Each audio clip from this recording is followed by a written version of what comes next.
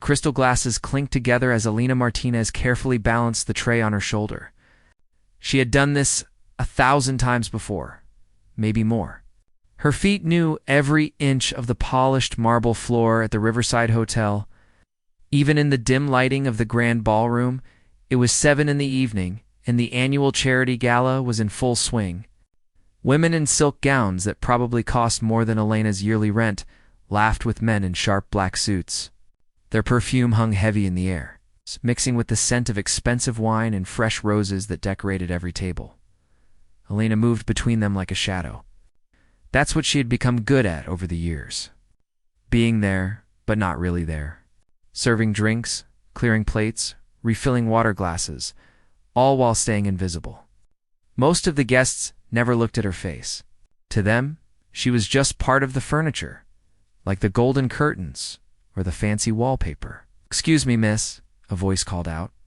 Elena turned to see a woman with perfectly styled blonde hair, waving her hand impatiently. Her nails were painted deep red and diamonds sparkled on her fingers. "This champagne is warm. Bring me a cold one." "Right away, ma'am," Elena replied with a polite smile, even though the champagne was perfectly chilled. She had learned long ago not to argue. The customer was always right, even when they were wrong. As she walked back toward the kitchen, she overheard snippets of conversation. A man bragging about his new yacht, a woman complaining that her vacation home in the mountains didn't have good enough Wi-Fi, another person laughing about how their teenage son crashed his 3rd car this year. Elena's own son was home right now, probably doing his homework at their small kitchen table. He was 12 and wanted to be a doctor someday. She worked double shifts whenever she could to make sure he had everything he needed for school. Designer clothes and yachts were never part of their world, but they had something better. They had each other, and they had hope. The hotel manager, Mr. Patterson, rushed past her looking more stressed than usual. His face was red and sweat beaded on his forehead despite the cool air conditioning. Elena had worked here for 9 years and had never seen him this flustered. "Is everything okay, Mr. Patterson?" she asked quietly. He barely glanced at her. "The pianist canceled. Called in sick at the last minute? This is a disaster. These people paid $5,000 a ticket, and half the reason they came was to hear Vincent Chen perform." Elena's heart skipped a beat at the mention of that name. Vincent Chen was famous, one of the best classical pianists in the country. Of course these people would be upset. They expected perfection, and anything less was unacceptable. She continued to the kitchen, got a fresh glass of champagne from the bar, and returned to the impatient woman. By now, a small crowd had gathered around the grand piano that sat in the corner of the ballroom. It was a beautiful instrument, black and shiny, with ivory keys that seemed to glow under the spotlight. "Can you believe this?" One man said loudly. "No entertainment at all. What are we supposed to do? Just eat and talk all night?" "I could have stayed home for that," his companion replied with a snort. "I came here to be impressed." A woman in a sparkling silver dress laughed. "Maybe one of the waiters can play us a tune," she said mockingly. Her friends giggled. Elena felt her cheeks burn, even though she kept her face neutral. Mr. Patterson stepped up to the microphone near the piano. The crowd quieted down, expecting good news. "Ladies and gentlemen," he began, his voice shaking slightly, "I regret to inform you that due to illness, Vincent Chen will not be able to perform this evening. We've tried to arrange a replacement, but on such short notice, the room erupted in complaints. Some people started gathering their things, ready to leave." Elena watched as disappointed faces turned angry. A little girl in a pink dress, who had been sitting excitedly in the front row, started to cry. Her mother tried to comfort her, but the child had clearly been looking forward to the music. Elena felt something twist in her chest. The gala was raising money for the children's hospital. That little girl, like many others here tonight, wore a small hospital bracelet under her fancy clothes. These children had been promised a special evening, something to help them forget about their treatments and medications.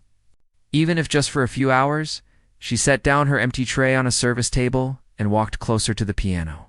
Her hands trembled slightly as she stared at the keys. It had been so long. 20 years to be exact. 20 years since she had touched a piano, since she had let music flow through her fingers. People were starting to leave now. Families with children headed toward the exits, their disappointment obvious. Mr. Patterson looked defeated. His career possibly ruined by this failed event. Elena's mind raced back to another lifetime. She had been 18, standing on one of the most famous stages in the world, playing for thousands of people. The newspapers had called her a genius. Her teacher said she would be legendary. Everything had been perfect until it was. Came like thunder on a clear day. Cancer, stage 4. Someone needed to take care of her, and Elena's father had already passed away years before. Her 2 younger brothers were still in high school. There was no choice, really. She left music school, left her dreams, left everything behind. The medical bills piled up fast. Her mother needed treatments, medications, special care. Elena took the first job she could find, waitressing at a small diner. After her mother died 2 years later, the debt remained. She kept working, kept pushing forward, helping her brothers finish school. They both went to college, got good jobs, started their own families. They offered to help her now, but Elena always refused. They had their own lives, their own children to think about. The piano sat there, silent and waiting. Elena's feet moved before her brain could stop them. She found herself standing right next to it, close enough to touch. Her reflection stared back at her from the polished black surface. She looked tired. Older than her 42 years? Her uniform was clean but worn, her hands rough from years of hard work. "Please step back," a security guard said, thinking she was just another curious staff member getting too close to the expensive instrument. But Elena didn't move. She was frozen, staring at those keys, remembering everything she had given up. The music that used to live inside her hadn't died. It had just been sleeping, waiting quietly all these years. The little girl in the pink dress walked past with her mother, tears still rolling down her cheeks. She looked at Elena with big, sad eyes. "I really wanted to hear the piano," she whispered. Something broke open inside Elena's chest. Maybe it was courage, or maybe it was just 20 years of silence, finally demanding to be heard. She took a deep breath and turned toward Mr. Patterson, who was apologizing to another group of leaving guests. "Mr. Patterson?" she called out, her voice barely loud enough to hear over the noise. He didn't respond, too busy trying to manage the crisis. Elena spoke louder. "Mr. Patterson, I can play." This time, a few people nearby heard her. They turned curious expressions on their faces. Mr. Patterson looked confused, like he hadn't heard her correctly. "What did you say?" he asked. Elena's heart pounded so hard she could feel it in her throat. Her hands were shaking, but she looked at the little girl, then at the piano, then back at Mr. Patterson. "I said I can play the piano. If you need someone, I can do it." The room seemed to freeze for a moment. Mr. Patterson stared at Elena like she had just spoken a foreign language. Behind him, several guests had stopped their conversations and were looking her way. "You can play?" Mr. Patterson repeated slowly, clearly not believing his ears. His eyes traveled down to her worn waitress uniform. The plain black shoes she wore for her 12-hour shifts, the apron tied around her waist. "Elena, I appreciate the offer, but this is a formal event. These people are expecting professional-level performance." A laugh cut through the air. The woman in the silver dress, the one who had joked about waiters playing music, was smiling behind her hand. "Oh, this should be entertaining," she whispered to her friend. But loud enough for everyone nearby to hear. Elena felt heat rise to her face. What was she thinking? She hadn't played in 20 years. Her fingers were stiff from carrying trays and washing dishes. The calluses on her hands were from scrubbing floors, not from hours of practice. Maybe this was a terrible mistake. But then she looked at the little girl again. The child had stopped crying and was watching Elena with curious, hopeful eyes. Other children in the crowd were also paying attention now, wondering what would happen next. "I studied at the Riverside Conservatory," Elena said quietly, her voice steadier than she felt. "A long time ago? Before I came here." Mr. Patterson's eyebrows went up. The Riverside Conservatory was one of the most prestigious music schools in the country. Only the best of the best got accepted there. "You went to the conservatory?" Elena nodded. She didn't mention that she had been their youngest student ever admitted. She didn't talk about the scholarships, the awards, the newspaper articles that called her a prodigy. Those things belonged to a different person, a different life. "Please," the little girl said suddenly, tugging on her mother's hand. "Let the nice lady try." Mr. Patterson looked around the room. More people were heading for the exits. The evening was already ruined. What did he have to lose? He let out a long breath and stepped aside, gesturing toward the piano. "All right," he said. "Go ahead." Elena's legs felt weak as she walked toward the piano bench. She could hear whispers following her. Some people were laughing quietly. Others looked curious or annoyed. A few had their phones out, probably ready to record what they expected would be an embarrassing disaster. She sat down on the bench and stared at the keys. They looked the same as they had 20 years ago, but everything else was different. Her hands hovered over them, trembling. What if she couldn't remember? What if her fingers didn't work the way they used to? Her mind drifted back without permission, pulling her into memories she usually kept locked away. She was 17 again, standing in her childhood home, practicing for 8 hours a day. Her mother would bring her tea and sandwiches, reminding her to take breaks. "You'll make us so proud, Mia," her mother would say. Kissing the top of her head, the acceptance letter to the conservatory had arrived on a Tuesday. Alina remembered screaming with joy, dancing around the kitchen with her mother and brothers. Her teacher, Mrs. Rodriguez, had cried happy tears. "You're going to be famous," she had said. "I always knew it." First year at the conservatory had been everything Alina dreamed of. She practiced until her fingers ached, studied music theory until late at night, performed in recitals that left audiences speechless. Her professors talked about her future like it was already written. Concert halls, recording contracts, international tours. Then came the phone call that changed everything. Her brother Luis, barely 16 at the time, had been crying so hard she could barely understand him. "It's Mama." She collapsed at work. "The doctors say it's bad, Alina. Really bad. Cancer." The word had felt unreal at first. Her mother was only 53, healthy and strong. But the doctors showed them scans, explained treatment options, talked about survival rates and voices that tried to sound hopeful but weren't. Someone had to be there. Her brothers were too young, still in high school. Her mother needed help getting to treatments, managing medications, dealing with insurance companies that seemed designed to make sick people give up. Alina took a semester off, thinking it would be temporary. But cancer doesn't care about temporary plans. The treatments made her mother so sick she couldn't stand. The medications cost more than they could afford. Elena's scholarship covered tuition, but not living expenses for her family. The bills started piling up on the kitchen table, each one more terrifying than the last. She remembered the day she officially withdrew from the conservatory.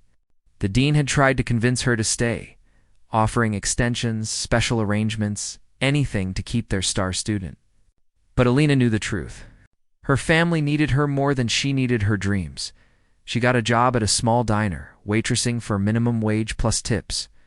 At night, she would sit with her mother, holding her hand, reading to her, trying to keep hope alive in both of them. During those long months, she didn't touch a piano once. It hurt too much to be reminded of what she was losing. Her mother died on a Sunday morning, with Alina and her brothers beside her. She had lived 18 months after the diagnosis, longer than the doctors expected.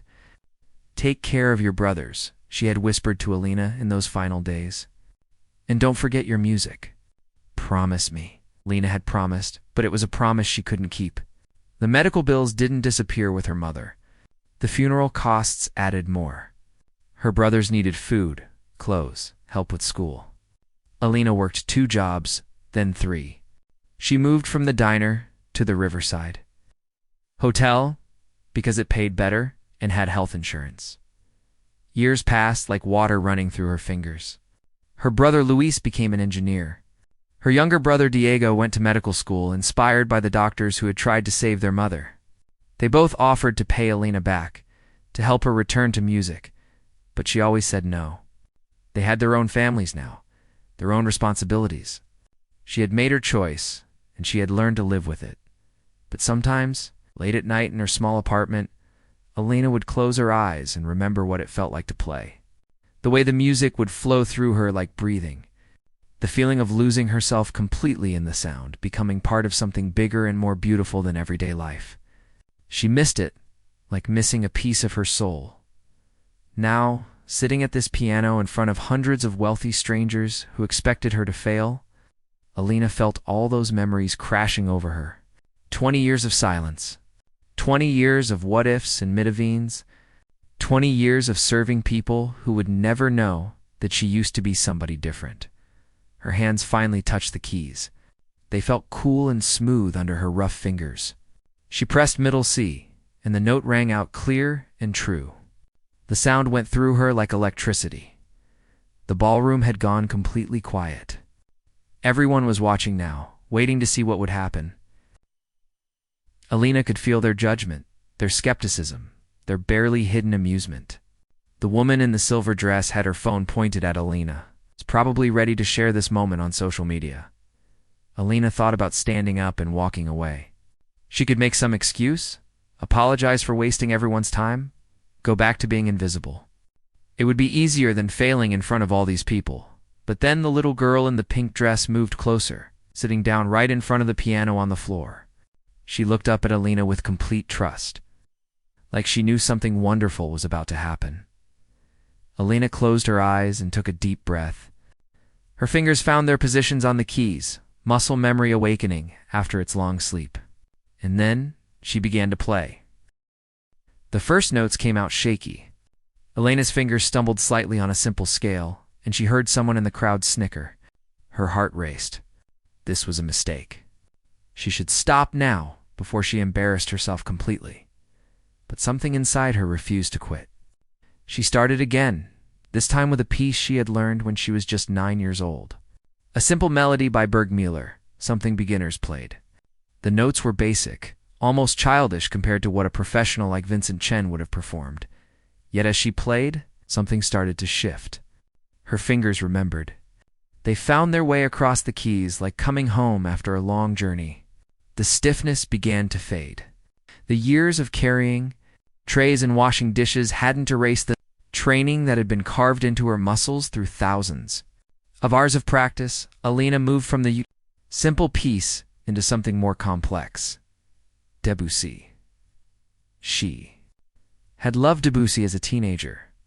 The way his music seemed to paint pictures in the air. Her eyes were still closed, and she let herself fall into the sound. The ballroom disappeared. The judging crowd disappeared. Even her nervousness began to fade. Her fingers gained confidence, moving faster now, surer. She transitioned into a Chopin waltz, one she had performed at her final recital at the conservatory. Back then, she had played it perfectly, technically flawless. Now, there were small imperfections, moments where her timing wasn't quite right. But there was something else too. Something that hadn't been there before. Pain, loss, sacrifice, every missed opportunity. Every dream deferred, every moment of struggle over the past 20 years flowed through her fingers into the music. She wasn't just playing notes anymore. She was telling her story, her mother's story. The story of everyone who had ever had to choose between what they loved and what they needed to survive. The Chopin piece built to a crescendo, and Elena's hands flew across the keys. Tears started rolling down her cheeks, but she didn't stop. She couldn't stop. The music was pouring out of her like water from a broken dam. 20 years of silence finally breaking free. In the audience, people had stopped whispering.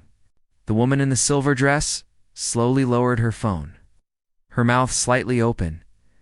Mr. Patterson stood frozen by the wall, his eyes wide with disbelief. Several guests had tears streaming down their faces, though they probably couldn't explain why. Alina finished the Chopin, moved without pause into Beethoven's Moonlight Sonata. It was a piece that everyone recognized, even people who knew nothing about classical music. She played the opening movement slowly, each note clear and haunting. The famous melody filled the grand ballroom, echoing off the high ceilings. The little girl in the pink dress sat completely still, her eyes locked on Elena's hands. Other children had moved closer too, drawn by the music. Their parents followed, forming a growing circle around the piano, More people stopped trying to leave. Some who had already reached the doors turned back. As Alina played the second movement, faster and more urgent, she thought about her son at home. He didn't know his mother used to be a musician. She had never told him, never wanted him to feel guilty about the life she had given up. But maybe that was wrong. Maybe he deserved to know that she had once had dreams too, that she understood what it meant to want something so badly it hurt. She transitioned into the third movement. The most challenging part? Her fingers raced across the keys in intricate patterns. There were moments when she almost lost it, when the speed threatened to overwhelm her rusty technique. But she pushed through, channeling everything she had into the music. The frustration of working thankless jobs. The exhaustion of never having enough money. The loneliness of watching other people live the life she might have had, but also the good things. The pride of seeing her brothers graduate, the joy of her son's laugh, the quiet satisfaction of knowing she had kept her family together when everything fell apart, the strength she had discovered in herself, strength she never knew existed until she needed it. The final notes of the Beethoven rang out, powerful and defiant. Alina's hands trembled on the keys. She was breathing hard, like she had just run a marathon. Slowly, she opened her eyes. The silence was absolute. For a terrifying moment, Alina thought she had failed, that everyone was too shocked by how badly she had played to even respond. She looked up, ready to apologize and run from the room. But what she saw made her breath catch in her throat. Hundreds of people staring at her, and they were crying. Not just a few scattered individuals, but nearly everyone in the room. The woman in the silver dress had mascara running down her cheeks. Tough-looking businessmen were wiping their eyes. The little girl's mother was sobbing into her hands. Then someone started clapping. It was an older man in the front row, distinguished-looking with silver hair and an elegant suit. He stood up as he applauded, and the sound seemed to break the spell over the room. Suddenly everyone was on their feet. The applause was thunderous, echoing through the ballroom like a storm. People weren't just clapping politely. They were cheering, some of them shouting. Several guests were applauding so hard their hands must have hurt. Alina sat frozen on the bench, overwhelmed. She had played in front of audiences before, back when she was young. She had received applause then too. But this was different. This wasn't appreciation for technical skill or youthful talent. This was something deeper. It's more real. The little girl in the pink dress ran up to the piano and threw her arms around Alina, hugging her tight. "That was the most beautiful thing I've ever heard," she whispered. Alina hugged her back, fresh tears spilling down her face. Other children came forward too, their eyes shining. Parents thanked her, their voices choked with emotion. People who had been ready to leave the gala were now pressing forward, wanting to meet her. To tell her how the music had moved them, Mr. Patterson appeared at her side, his face flushed. "Alina, I had no idea. In 9 years, I never knew. Why didn't you tell me?" Alina didn't have a good answer. How could she explain that she had buried that part of herself so deep she almost forgot it existed?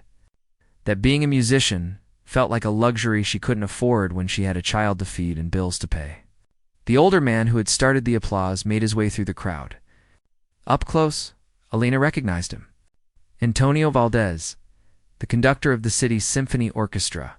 She had seen his picture in the newspaper, read about his famous career. He was a legend in the classical music world, Missy said, his voice carrying a slight accent. "That was extraordinary. Where did you study?" "The Riverside Conservatory," Alina managed to say, her voice barely working. "But that was 20 years ago." Tonio's eyes widened. 20 years? And you haven't played since?" Alina shook her head. "I had to leave. Family reasons. I never went back to it." He studied her for a long moment, his expression thoughtful. "I lost my wife to cancer 15 years ago," he said quietly, so only Alina could hear. "She was a violinist. After she died, I stopped conducting for 3 years. I thought the music had died with her." Alina felt a connection to this stranger.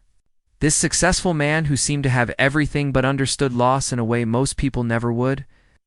"But music doesn't die," Antonio continued. "It waits.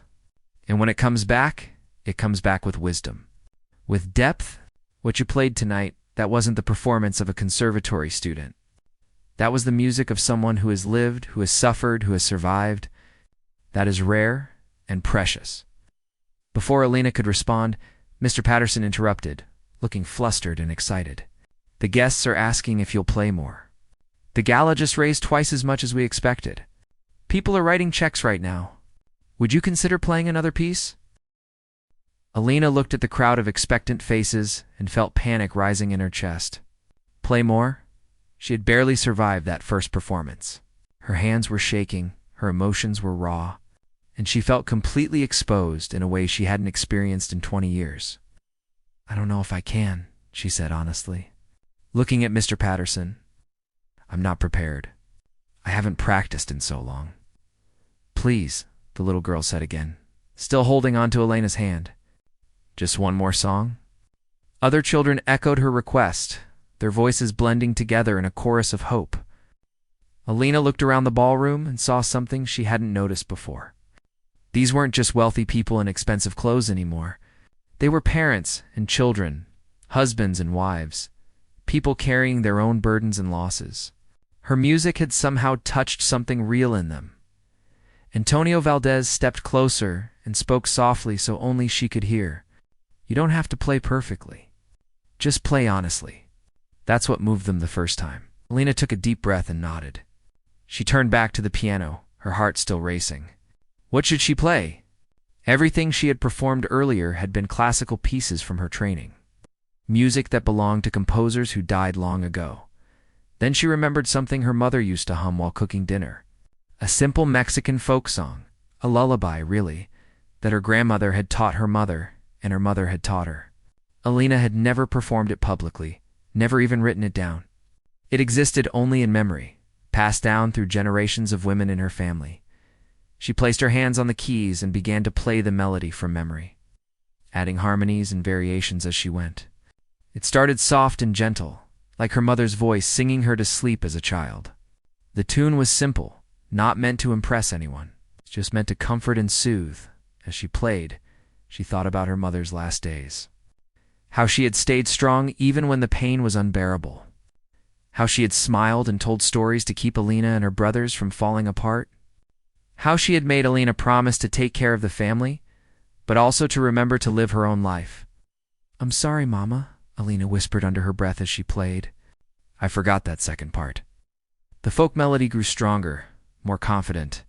Alina added complexity to it, weaving in classical techniques she had learned at the conservatory, transforming the simple lullaby into something bigger. She imagined her mother listening, hoped somehow she could hear it wherever she was. When the last notes faded, there was another moment of deep silence, followed by more applause. But this time, it felt different, more intimate. People weren't just impressed anymore. They felt connected to something personal and real. As Alina stood up from the bench, her legs wobbly, a well-dressed woman approached her. She was probably in her 50s, with kind eyes and an expensive pearl necklace. That last song, the woman said, her voice thick with emotion. My mother used to sing something similar when I was small. She passed away last year, and I haven't been able to listen to anything that reminds me of her. But hearing you play just now, it didn't hurt. It felt like a gift, like she was here with me for a moment. Thank you, Lena didn't know what to say. She had spent so many years serving these people, and now they were thanking her, treating her like she mattered. It felt unreal, like she might wake up any moment and find herself back in the kitchen loading the dishwasher. More people came forward, each with their own story. A man whose daughter was learning piano told her she had just given him a new appreciation for his child's music. A teenage boy said he had been planning to quit his music lessons, but now he thought he might keep going. An elderly couple said they hadn't felt this moved by music since. They were young and in love. Mr. Patterson was practically glowing. Alina, the donations are still coming in. People are asking if you'd be willing to perform at future events. I know this is overwhelming, but would you at least consider it? Before Alina could answer, Antonio Valdez spoke up. Actually, I was hoping to discuss something with Miss Martinez. Well, he pulled out a business card and handed it to Alina. The symphony is doing a benefit concert next month for music education. Programs in public schools, We always feature one special guest artist. Would you consider joining us? Alina stared at the card like it might disappear if she blinked. The symphony. Her, playing with a full orchestra. It seemed impossible. I'm not a professional anymore, she said. I'm just a waitress who used to play piano. Antonio smiled gently. You're a musician who happens to work as a waitress. There's a difference. What you did tonight, that level of emotional truth, that's not something you can teach. That's what great musicians spend their whole lives trying to achieve. But I'd need to practice, Alina protested. I'd need time to prepare, and I work 6 days a week. I have a son who needs me. I can't just drop everything and become a pianist again. We could work around your schedule, Antonio said. Start small. A few hours of practice when you can manage it. See how it feels? No pressure. No commitment. Just an opportunity if you want it? Elena's mind was spinning. Part of her wanted to say yes immediately, to grab this chance with both hands and never let go. But another part, the practical part that had kept her family afloat for 20 years, was already calculating the risks. What if she failed? What if she spent time on this dream and it led nowhere? What if her son needed something and she wasn't there because she was practicing piano? Can I think about it? She asked. Of course, Antonio said warmly. Take all the time you need, but I hope you'll say yes. The world needs more music that comes from real life, from real struggle. Too many musicians today are technically perfect, but emotionally empty. You have something rare. As Antonio moved away to talk to other guests, Alina found herself standing alone for a moment. She looked down at her waitress uniform, wrinkled now from sitting at the piano bench. Her sensible black shoes, her name tag that said Alina, happy to serve you. Was she still that person? Or had something changed tonight? The little girl in the pink dress appeared again, this time with her mother. The woman had kind eyes, and Alina noticed the way she held her daughter close, protective and loving. I'm Jennifer, the woman said. This is my daughter Claire. She's been undergoing treatment at Children's Memorial Hospital for the past year. Leukemia. Alina's heart clenched. Claire looked so healthy, so full of life, but the hospital bracelet under her fancy dress told a different story. The doctors say she's doing well, Jennifer continued, but it's been hard on her, hard on all of us. We came tonight hoping the music would give her something beautiful to hold on to. And you did that. You gave her, gave all of us, something we'll never forget. Claire tugged on her mother's hand and whispered something. Jennifer smiled and nodded. Claire wants to know if you give piano lessons, Jennifer said. Alina looked down at the little girl's hopeful face. She thought about all the children at the hospital, going through treatments, fighting battles no child should have to fight. She thought about how music had saved her so many times, given her comfort when nothing else could. I don't, Alina said slowly. But maybe I could start. Claire's face lit up like sunshine breaking through clouds. Really? You teach me? If your mom thinks it's a good idea, and if the doctors say it's okay, then yes. I'd be happy to teach you. Jennifer's eyes filled with tears. That would mean everything to us. We could pay you, of course. Alina shook her head.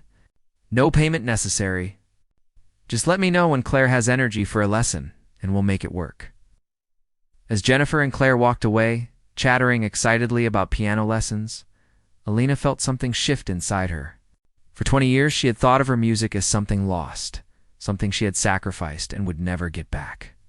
But maybe it wasn't lost. Maybe it had just been waiting. It's growing deeper and more meaningful through all the hard years. Mr. Patterson appeared at her elbow again. Alina, I need to tell you something. After tonight, you don't have to work as a waitress anymore if you don't want to. I'll help you however I can. You've earned it. Alina looked around the ballroom one more time. At the piano that had brought her back to life. At the guests who had seen her, really seen her, for the first time. At the little girl who wanted to learn music. Actually, Alina said, surprising herself, I think I'd like to keep working here, at least for now. But maybe I could have Sundays off for practicing and giving lessons? Mr. Patterson laughed and nodded. Done. Anything you want. Alina pulled out her phone to text her son. You'll never believe what happened tonight, she typed. Then she paused and added, I have so much to tell you about who your mom used to be, and maybe who she could be again. 3 weeks had passed since that night at the gala, and Alina still couldn't quite believe it had really happened.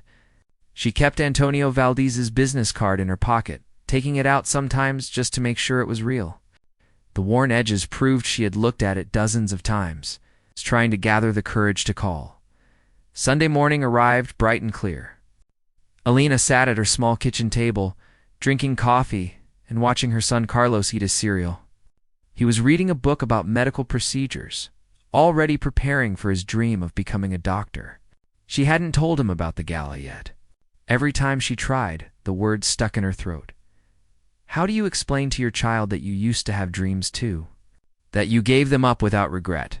But maybe, just maybe, there was a way to have both. Mom, you're staring at me weird, Carlos said without looking up from his book. Alina laughed. Sorry, just thinking about what? This was her moment. She took a deep breath. Carlos, there's something I need to tell you. Something about my life before you were born? He finally looked up, curious now. Okay. I used to play piano. I was studying to be a professional musician at the Riverside Conservatory. It was my whole life back then. Carlos's eyes widened. Wait, seriously? The conservatory? That place is super hard to get into. Why didn't you ever tell me? Alina struggled to find the right words. Because I left to take care of your grandmother when she got sick. And after she died, there were bills to pay, and then I had you. And music just seemed like something from another lifetime. I didn't want you to feel guilty about the choices I made, but I wouldn't have felt guilty, Carlos said, his voice rising with emotion. Mom, do you know how many times I've asked you what you wanted to be when you were my age? You always change the subject. I thought maybe you didn't have any dreams, that you just always planned to be a waitress. But you had this whole other life? The hurt in his voice surprised her. Carlos, I'm sorry. I thought I was protecting you. From what? From knowing my mom is talented? From understanding that she sacrificed things for our family? He put down his spoon, no longer interested in breakfast. You're always telling me I can be anything I want, that I should never give up on my dreams. But you gave up on yours. I didn't give up, Alina said quietly. I made a choice, and I'd make it again. But what if you didn't have to choose anymore? Carlos asked. I'm 12, not a baby. I don't need you to watch me every second. If you wanted to play music again, you should. Alina felt tears building but blinked them back. Actually, something happened at work. At the charity gala, 3 weeks ago. They needed someone to play piano, and I volunteered. She told him everything. About the performance, the standing ovation, Antonio Valdez's offer to perform with the symphony. Carlos listened with his mouth hanging open, his cereal getting soggy and forgotten. That's incredible, he said when she finished. Why didn't you tell me right away? Are you going to do it? Please tell me you're going to do it. I don't know, Alina admitted. It's scary. What if I'm not good enough? What if I embarrass myself in front of thousands of people? Carlos stood up and came around the table to hug her. Mom, you raised 2 uncles who are now super successful, and you're raising me by yourself? You work like 60 hours a week and still help me with my homework every night. If you can do all that, you can definitely play some piano. Alina hugged him back, overwhelmed by how much her little boy had grown. When had he become so wise? Okay, she said. I'll call Antonio tomorrow. But there's something else. I also agreed to teach piano to a little girl who's sick. She doesn't have much money, so I'll do it for free. That means less income for us. Carlos pulled back and looked at her seriously. Mom, I don't need new sneakers. My phone works fine. We'll be okay. You should do this. That afternoon, Alina received an unexpected visitor. Jennifer, Claire's mother from the gala, knocked on her apartment door holding a folder full of papers. I hope you don't mind me coming by, Jennifer said. Mr. Patterson gave me your address. I wanted to talk to you about something. Alina invited her in, apologizing for the small space. Jennifer waved away her concerns and sat on the worn couch.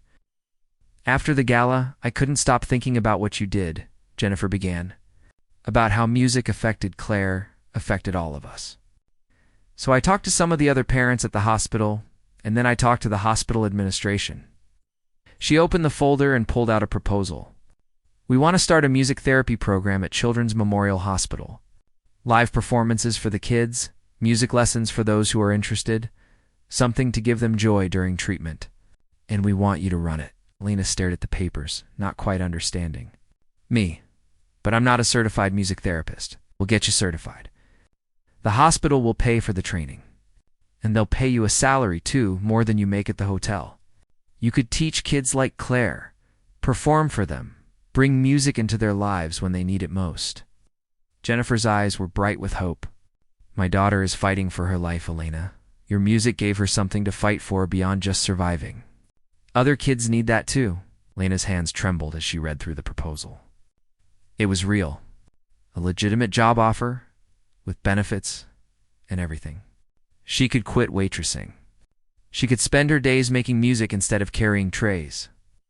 I need to think about it, Alina said, though her heart was already screaming yes. Of course, take your time. But I hope you'll say yes. You have a gift, and it shouldn't be wasted. After Jennifer left, Alina sat alone with the proposal in her lap. She thought about her mother, about the promise she had made. Take care of your brothers. Don't forget your music. She had kept the first part of that promise, but abandoned the second. Maybe it was time to honor both. That evening, Alina finally made the call. Antonio Valdez answered on the second ring. Miss Martinez, he said warmly. I was hoping to hear from you. I'm scared, Alina admitted. But I want to try. I want to perform with the symphony. Excellent. We'll start rehearsals next week. I'll arrange everything around your schedule. This is going to be wonderful, Alina. Trust me. After hanging up, Alina felt like she was standing on the edge of a cliff, about to jump into unknown water. But Carlos was right. She had survived harder things than this. Over the next month, Alina's life transformed in ways she never imagined. She accepted the position at Children's Memorial Hospital and gave her notice at the Riverside Hotel. Mr. Patterson threw her a goodbye party, where her coworkers told her they always knew she was special. She started teaching Claire piano on Tuesday afternoons. The little girl was a natural, her fingers dancing across the keys with pure joy. Other children at the hospital asked for lessons too, and soon Alina was teaching 5 students, then 10, then 15. The rehearsals with the symphony were terrifying at first. The other musicians were all professionals who had never stopped playing. But Antonio was patient, and slowly Alina found her place among them. She wasn't the same musician she had been at 18. She was better, deeper, more real. The night of the benefit concert arrived. Alina stood backstage in a borrowed dress, her heart pounding so hard she thought it might burst. Carlos sat in the front row with her brothers Luis and Diego, who had driven 8 hours to be there. Jennifer and Claire were there too, along with dozens of families from the hospital. You ready? Antonio asked, appearing beside her. No, Alina said honestly. But I'm doing it anyway. She walked onto the stage, and the applause washed over her like a wave. The concert hall was packed, over 2,000 people filling every seat. The symphony sat ready behind her, instruments gleaming under the lights. Alina sat at the grand piano and placed her hands on the keys. She thought about her mother, about all the years of struggle and sacrifice, about the dreams she had lost and found again, about the children at the hospital who needed beauty in their lives. And then she played. The music poured out of her. 20 years of silence transformed into sound. She played Rachmaninoff, complex and powerful, her fingers flying across the keys. The symphony joined her, and together they created something magnificent. But the moment that mattered most came at the end. When Alina played her mother's lullaby, the simple folk song she had performed at the gala, the symphony stayed silent, letting her play it alone.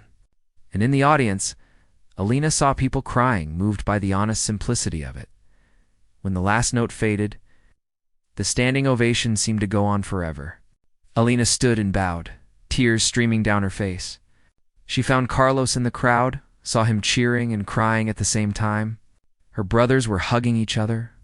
Claire was jumping up and down in her seat.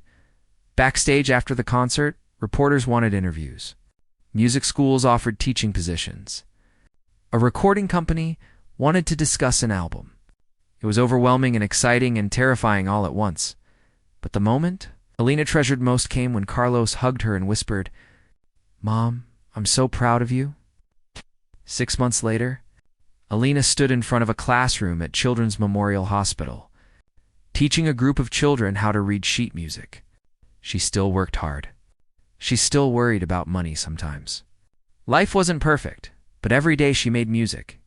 Every day, she shared her gift with children who needed hope.